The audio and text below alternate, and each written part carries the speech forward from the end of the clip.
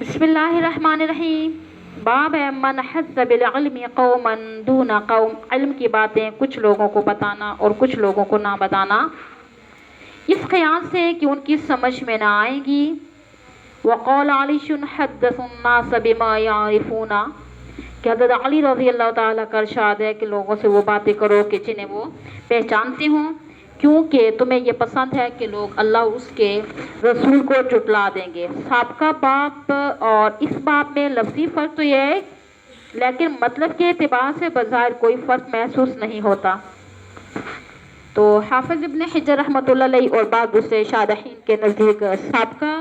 باب افعال کے متعلق ہے اور اس باب اور اقوال کے متعلق ہے۔ بہرحال حضرت شیخ الحدیث رحمۃ اللہ علیہ فرماتے ہیں سابقہ باب افعال اور اقوال دونوں کو شامل ہے، اور اس باب کی غرض یہ ہے کہ اگر استاد کسی ذہین فطین شاگرد کو کوئی خاص بات یعنی کوئی خاص وقت استفادہ کرنے کے لیے دے دینا یا کچھ خاص لوگوں کو خاص وقت عنایت کر دے تو یہ جائز ہے، اور یہ تخصیص کتمان علم میں شامل بھی نہیں ہے۔ ہم سے عبید اللہ بن موسیٰ نے معروف کے واسطے سے بیان کیا، انہوں نے ابو طفیل سے نقل کیا، انہوں نے حضرت علی سے اور اس سے نبی پاک صلی اللہ علیہ وسلم سے مضمون حدیث مذکورہ کو بیان کیا۔ حدثنا اسحاق بن ابراہیم، ہم سے ابراہیم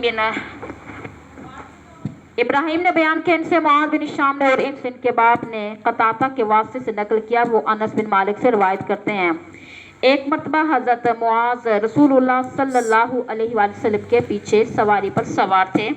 آپ نے فرمایا کہ معاذ، میں نے عرض کیا حاضر ہوں یا رسول اللہ صلی اللہ علیہ وآلہ وسلم۔ آپ نے دوبارہ فرمایا اے معاذ،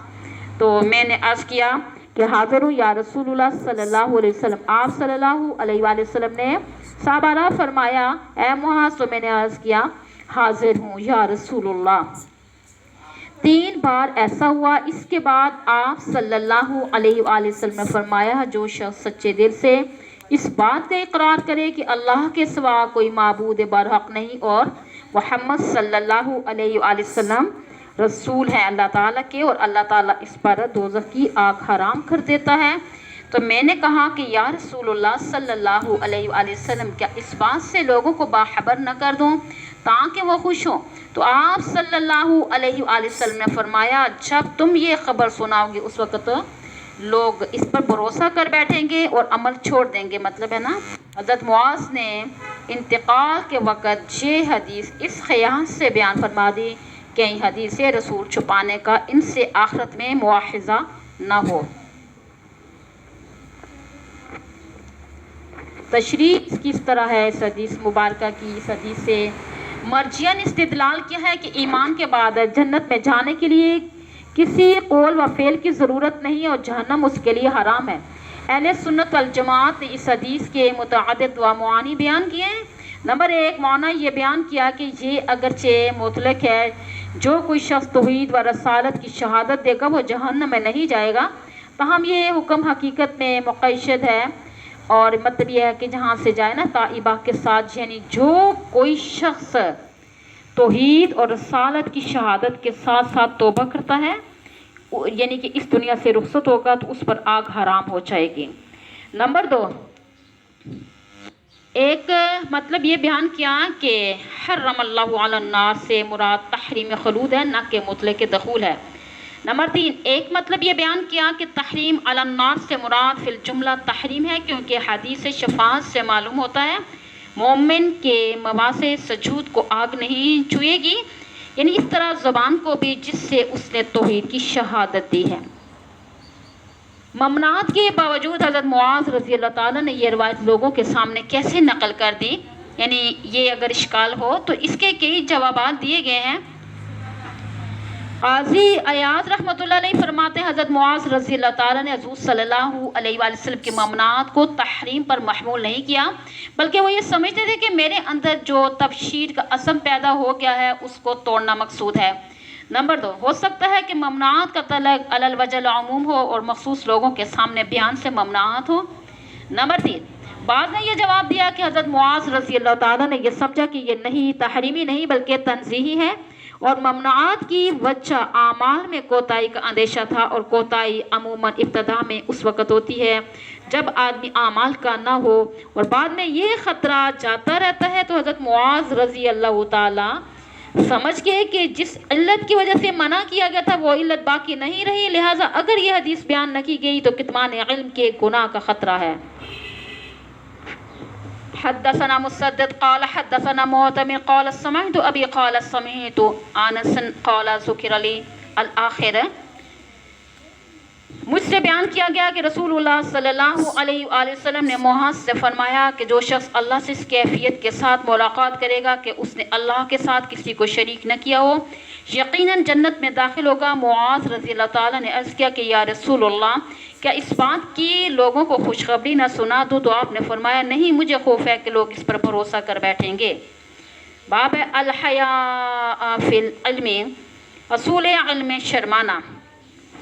وقال مجاہد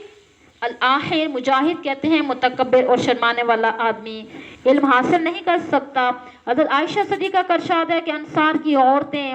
اچھی عورتیں ہیں، شرم انہیں یعنی کہ دین میں سمجھ پیدا کرنے سے نہیں روکتی۔ حافظ ابن حجر رحمۃ اللہ علیہ، علامہ سدی شاہ ولی اللہ رحمہ اللہ تعالیٰ کی رائے ہے، امام بخاری رحمہ اللہ تعالیٰ اس ترجمۃ الباب سے حیا فی العلم کی مذمت بیان کرنا چاہتے ہیں اور یہ بتانا چاہتے ہیں کہ علم حیا نہیں کرنا چاہیے، کیونکہ جو علم حیا کرتا ہے وہ علم سے محروم ہو جاتا ہے۔ اور امام مجاہد کا اثر اور پھر اس کے بعد حضرت ام سلمہ رضی اللہ تعالیٰ عنہ کی روایت اور حضرت ابن عمر رضی اللہ تعالیٰ کا واقعہ اس حیا کے مذموم ہونے پر دال ہے۔ حدیث ہمارے پاس حدثنا محمد بن سلام الآخر، انہوں نے زینب بنت ام سلمہ کے واسطے سے نقل کیا، ام المومنین حضرت ام سلمہ سے روایت کرتی ہیں کہ ام سلیم رسول اللہ صلی اللہ علیہ وسلم کی خدمت میں حاضر ہوئی اور عرض کیا کہ یا رسول اللہ صلی اللہ علیہ وسلم، اللہ تعالیٰ حق بات بیان کرنے میں نہیں شرماتا، تو اسی لیے میں پوچھتی ہوں کہ احتلام سے عورت پر بھی غسل ضروری ہے؟ رسول اللہ صلی اللہ علیہ وآلہ وسلم نے فرمایا ہاں، جب عورت پانی دیکھ لے یعنی کپڑے وغیرہ پر پانی کا اثر معلوم ہو۔ تو یہ سن کر حضرت ام سلمہ رضی اللہ تعالیٰ عنہ نے پردہ کر لیا، چہرہ چھپا لیا یعنی شرم کی وجہ سے، اور کہا کہ یا رسول اللہ صلی اللہ علیہ وآلہ وسلم، کیا عورت کو بھی احتلام ہوتا ہے؟ تو آپ صلی اللہ علیہ وآلہ وسلم نے فرمایا ہاں، تیرے ہاتھ خاک آلود ہوں، پھر کیوں اس کا بچہ اس کی صورت کے مشابہ ہوتا ہے۔ تشریح حدیث کی اس طرح ہے کہ ضرورت کے وقت دینی مسائل دریافت کرنے میں کوئی شرم نہیں کرنی چاہیے، اس لیے کہ بے جا شرم سے نہ آدمی کو خود کوئی فائدہ پہنچتا ہے نہ دوسروں کو۔ زندگی کے جتنے بھی پہلو ہیں وہ خلوت کیوں یا جلوت کیوں، ان سب کے لیے خدا نے کچھ حدود اور ضابطے مقرر کیے ہیں۔ اگر آدمی ان سے ناواقف رہ جائے تو پھر وہ قدم قدم پر ٹھوکریں کھائے گا اور پریشان ہوگا۔ اسی لیے ان تمام ضابطوں اور قاعدوں سے واقفیت ضروری ہے، اور جن سے کسی نے نہ کسی وقت واسطہ بھی پڑ سکتا ہے۔ بہرحال انصار کی عورتیں ان مسائل کے دریافت کرنے میں کسی قسم کی روایتی شرم سے کام نہیں لیتی تھیں جن کا تعلق صرف عورتوں سے ہے۔ حقیقت یہ ہے کہ اگر وہ رسول اللہ صلی اللہ علیہ وسلم سے ان مسائل کو وضاحت کے ساتھ دریافت نہ کرتی تو آج مسلمان عورتوں کو اپنی زندگی کے یعنی ان گوشوں کے لیے کوئی رہنمائی نہ ملتی جو عام طور پر دوسروں سے پوشیدہ رہتی۔ اب اسی طرح مذکورہ حدیث میں حضرت ام سلیم رضی اللہ تعالیٰ عنہ نے بہت ہی اچھے انداز میں پہلے اللہ تعالیٰ کی صفت خاص بیان فرمائی اور وہ حق بات کے بیان میں نہیں شرماتا۔ پھر یہ مسئلہ دریافت کیا جو بظاہر شرم سے تعلق رکھتا ہے، اگر اس کے دریافت کرنے میں وہ عورتوں کے روایتی شرم سے کام لیتی تو پھر اس مسئلے میں نہ صرف یہ کہ وہ خود دینی حکم سے محروم رہ جاتی بلکہ دوسری تمام مسلمان عورتیں ناواقف رہتی۔ اب اس لحاظ سے پوری امت پر سب سے بڑا احسان رسول اللہ صلی اللہ علیہ وآلہ وسلم کا ہے کہ انہوں نے ذاتی زندگی سے متعلق بھی وہ باتیں کھول کر بیان فرما دیں اور جنہیں عام طور پر لوگ بے جا شرم کی وجہ سے بیان نہیں کرتے، اور دوسری طرف صحابی عورتوں کی یہ امت ممنون ہے کہ انہوں نے آپ صلی اللہ علیہ وسلم سے یہ سب سوالات دریافت کر ڈالے جن کی ہر عورت کو ضرورت پیش آئی۔ حدثنا اسماعیل قال حدثني مالک، ہم سے اسماعیل نے بیان کہ ان سے مالک نے عبداللہ بن دینار کے واسطے سے روایت کیا، وہ عبداللہ بن عمر سے روایت کرتے ہیں کہ رسول اللہ صلی اللہ علیہ وسلم نے ایک مرتبہ فرمایا کہ درختوں میں سے ایک درخت ایسا ہے کہ جس کے پتے کبھی نہیں جھڑتے اور اس کی مثال مسلمان جیسی ہے، اور مجھے بتلا وہ کیا درخت ہے۔ تو لوگ جنگلی درختوں کے خیال میں پڑ گئے اور میرے جی میں آیا کہ وہ کھجور کا درخت ہے۔ عبداللہ کہتے ہیں کہ پھر مجھے شرم آ گئی، تب لوگوں نے عرض کیا کہ یا رسول اللہ آپ ہی خود ان کے بارے میں بتلا دیجئے۔ تو رسول اللہ صلی اللہ علیہ وآلہ وسلم نے فرمایا کہ وہ کھجور ہے، اور عبداللہ کہتے ہیں کہ میرے جی میں جو بات تھی وہ میں نے اپنے والد حضرت عمر کو بتلائی۔ وہ کہنے لگے اگر تو اس وقت کہہ دیتا کہ میرے لیے ایسے ایسے قیمتی سرمایہ سے زیادہ محبوب تھا۔ تشریف کسی طرح کی اصل چیز یقین اور اعتقاد ہے، اگر وہ درست ہو جائے تو پھر وہ اعمال کی کوتاہیاں اور کمزوریاں اللہ تعالیٰ یعنی کہ معاف کر دیتا ہے، خواہ ان اعمال بد کی سزا بھگت کر جنت میں داخل ہو یا پہلے ہی مرحلے میں اللہ تعالیٰ کی بخشش شامل حال ہو جائے۔ باب من استحیا فامر غیرہ بالسؤال، جو شخص شرمائے وہ دوسروں کو سوال کرنے کے لیے کہہ دے۔ اس باب میں یہ بتلانا مقصود ہے کہ بعض مرتبہ اگر حیا کسی خاص عذر کی بنا پر لاحق ہو تو پھر اس کی صورت یہ ہے کہ کسی اور کے ذریعے سے اس مسئلے کو دریافت کرا لیا جائے، اور یہ باب آپ کو پتہ ہے گزشتہ باب کا تکملہ بھی ہے۔ حدثنا مسدد قال حدثنا عبد الله بن داود عن الأعمش عن منذر الثوري عن محمد بن حنفية عن علي قال كنت رجلا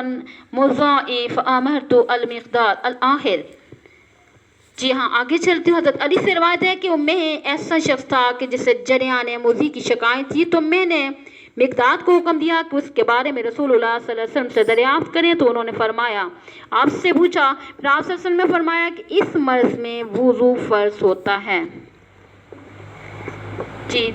محمد بن الحنفیہ رحمۃ اللہ علیہ کے مختصر حالات، یہ حضرت علی بن ابی طالب کے صاحبزادے محمد بن علی بن ابی طالب ہیں، اور ابو القاسم ان کی کنیت ہے۔ ابن الحنفیہ کے نام سے معروف ہیں۔ حنفیہ دراصل ان کی والدہ کی نسبت ہے جن کا تعلق بنو حنفیہ سے تھا، اور ان کا نام اور کنیت حضرت علی رضی اللہ تعالیٰ نے حضور صلی اللہ علیہ وآلہ وسلم سے اجازت دے کے محمد اور ابو القاسم رکھی تھی۔ حضرت علی رضی اللہ تعالیٰ عنہ سے روایت ہے نا، قلت یا رسول اللہ ان ولد لی مولود، یعنی یا رسول اللہ صلی اللہ علیہ وسلم اگر آپ کے بعد میرے ہاں کوئی نو مولود ہو تو آپ کے نام اور آپ کی کنیت پر اس کا نام اور کنیت رکھوں؟ تو آپ نے فرمایا ہاں اجازت ہے۔ بہرحال حضرت ابو بکر صدیق رضی اللہ تعالیٰ کے دور خلافت میں پیدا ہوئے، ایک قول کے مطابق حضرت عمر رضی اللہ تعالیٰ کے عہد خلافت میں پیدا ہوئے۔ تو حدیث الباب کی تشریح میں حضرت شاہ صاحب فرماتے ہیں ان پر علماء کا اتفاق ہے کہ موذی کی وجہ سے غسل واجب نہیں ہوتا، اور اس پر بھی اتفاق ہے کہ موذی نجس ہے، اور جس طرح پیشاب کے بعد وضو ضروری ہے اسی طرح اس کے بعد بھی اگر موذی کپڑے پہ لگ جائے تو جمہور علماء کہتے ہیں کہ اس کو دھونا ضروری ہے۔ ائمہ مجتہدین میں سے کسی نے نہیں کہا کہ صرف پانی کی چھینٹیں دینا کافی ہے، تو مگر علامہ شوکانی اور ان کے متبعین اور غیر مقلدین کا مذہب یہ ہے کہ صرف پانی کی چھینٹیں دینا کافی ہے۔